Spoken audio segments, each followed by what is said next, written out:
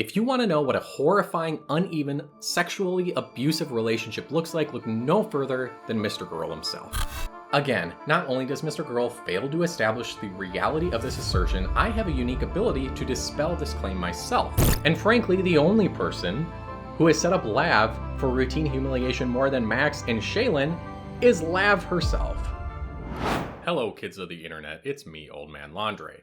And today we're going to be talking about one of my least favorite people on the planet, Max Karson, also known as MrGirl, and the article that he wrote about Stephen Bonnell II, also known as Destiny. But this is not going to be like any other video that you may have seen on this subject, because in this video I'm going to be focusing in on one specific theme that runs through the entire article that MrGirl wrote: hypocrisy. In this video, I'm going to be highlighting 10 specific examples of extraordinary, credibility-shattering hypocrisy found in MrGirl's belly flop of an attempt at character assassination of his one-time friend, Destiny. Let's start with the original claim that MrGirl made about Destiny, that there was a pattern of abusive sexual misconduct on par with Harvey Weinstein. Now, eventually he backed off of those claims because, of course, he couldn't find any evidence that would have established that kind of a pattern. However, the reason why this is still first on this list is the irony that while MrGirl was incapable of establishing a pattern of abusive sexual misconduct, I was able to establish that sort of a pattern, but not with Destiny, but rather with MrGirl, doing so in the documentary that I released about him last year. And in my view, that's exactly why this article was doomed from the start. Because think about it this way, who's going to read a book about weight loss and how to live a healthy lifestyle if you find out that the author is obese? No one, because that person might be a credible voice on a lot of things, but weight loss isn't one of them. The same goes for MrGirl. He has engaged in sexual misconduct up to and including, according to him, rape.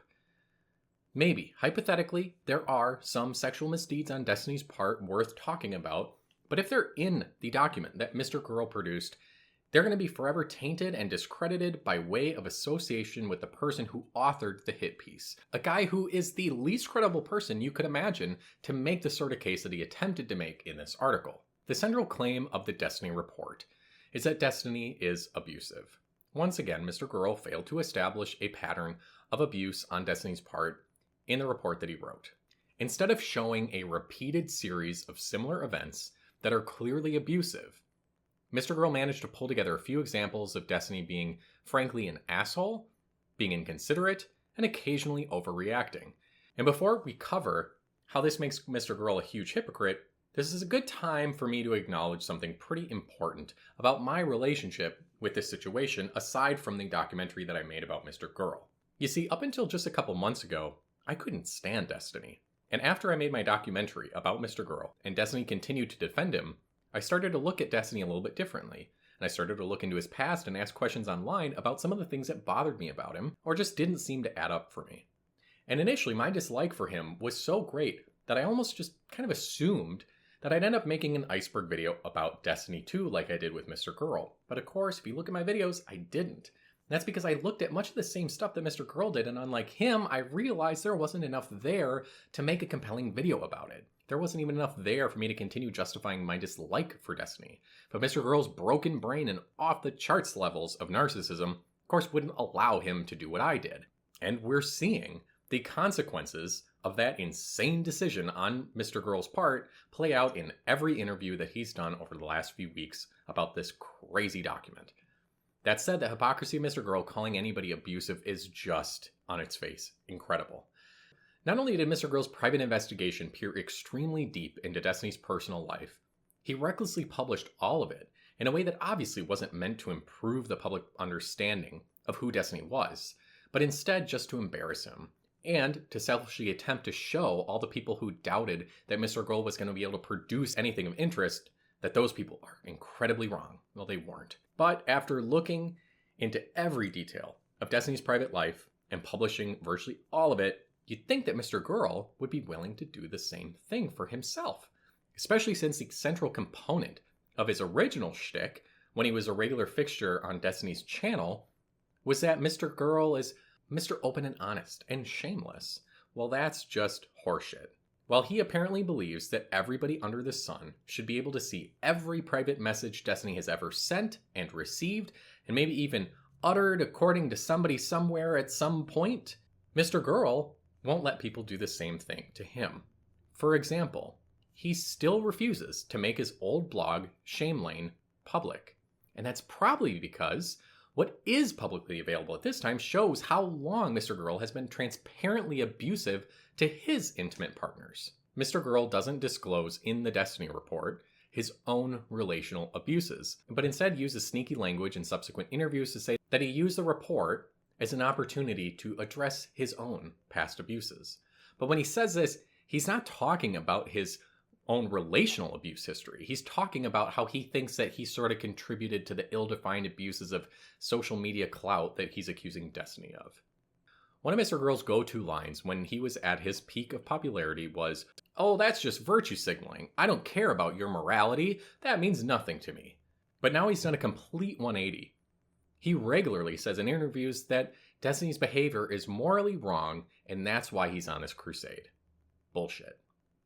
In interviews about the Destiny report, MrGirl won't address accusations that he tried to coerce women into giving him testimony against Destiny, and he won't even say that he had permission to share their stories.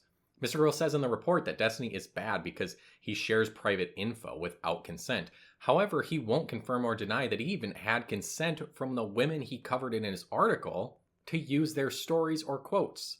Furthermore, there are countless clips of Destiny explaining how careful he is about getting consent from women that he hooks up with. Meanwhile, there is a mountain of video footage about how MrGirl is against enthusiastic consent and consent in general. And on top of all of this, on that old blog I keep mentioning, Shame Lane, MrGirl posted a photo of his ex-wife where she's completely nude. Now, he recently claimed that she consented to the photo, but considering everything that we know about MrGirl, his feelings about consent, his relationship with honesty, and the other blog posts from Shame Lane, where he documents the reticence of his ex-wife to engage in his perverted projects and fantasies, and blog posts where his ex-wife describes how her family and friends tried to get her out of her relationship with Max, MrGirl, because it was so clearly abusive.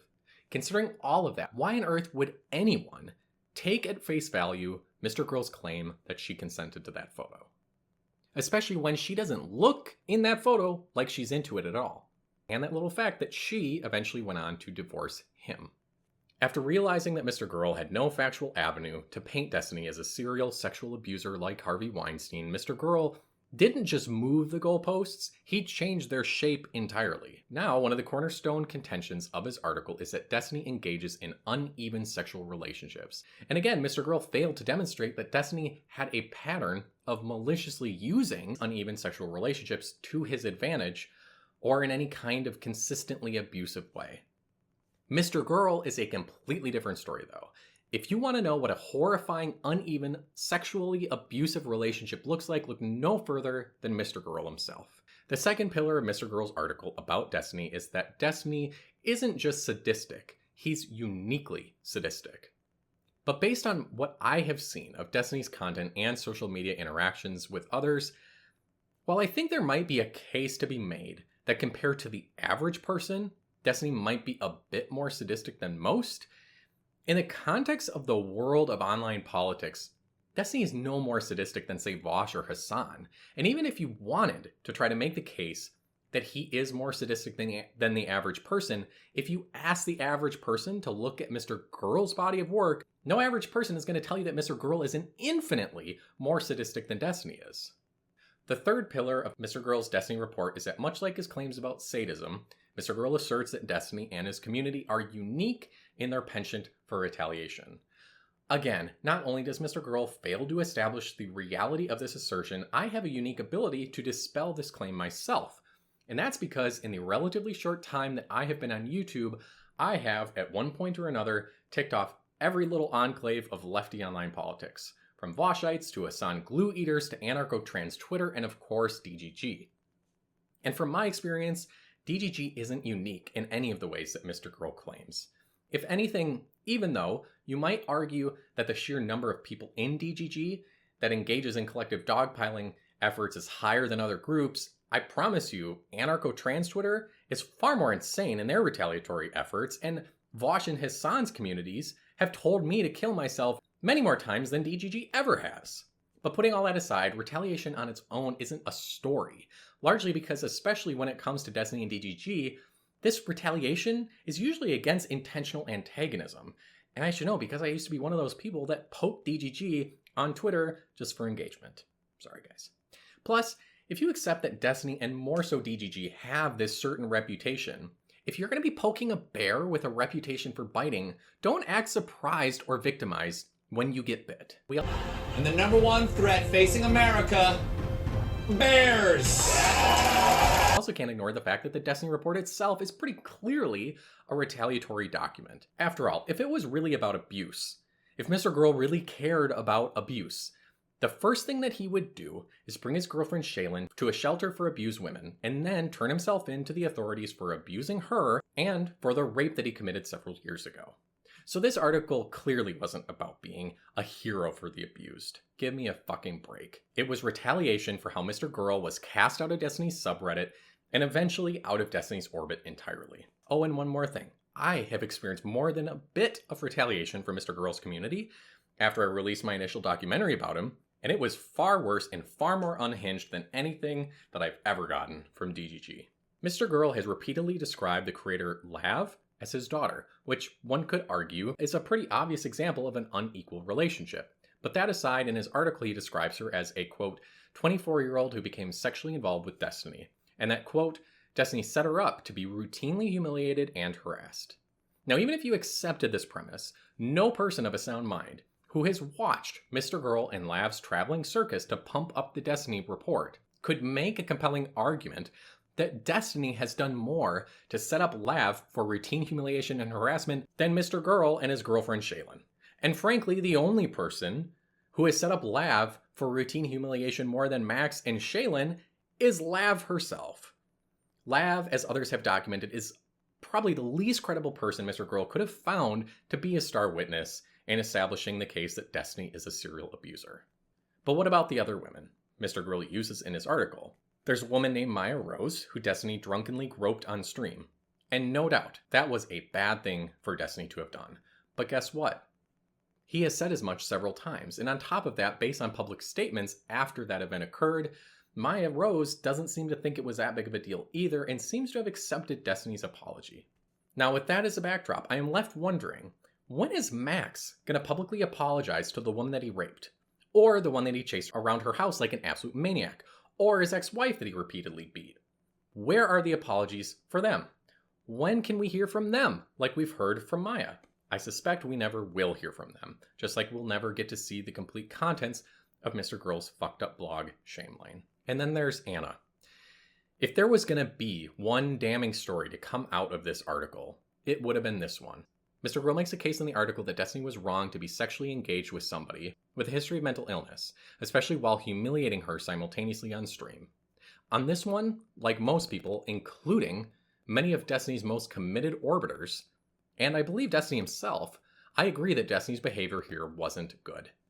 But what makes this one so hypocritical is that there was broad agreement that the most compelling storyline of the documentary that I released about MrGirl was regarding MrGirl's on-camera abuse of his girlfriend Shaylin, someone who MrGirl engages with sexually, someone who MrGirl has a uniquely unequal relationship with, someone who has a history of mental illness, and someone who he maliciously and relentlessly has humiliated and dehumanized on camera in order to make a quick buck under the guise of creating art.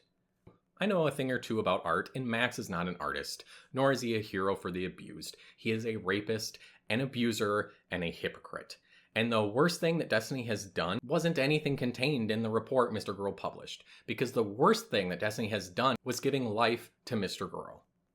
Thankfully, though, that saga in Destiny's long career in online politics appears to be over, and the crap that he's had to deal with from MrGirl seems to be punishment enough for making the boneheaded mistake of befriending and elevating such a clear psychopath. Destiny, please don't do that again.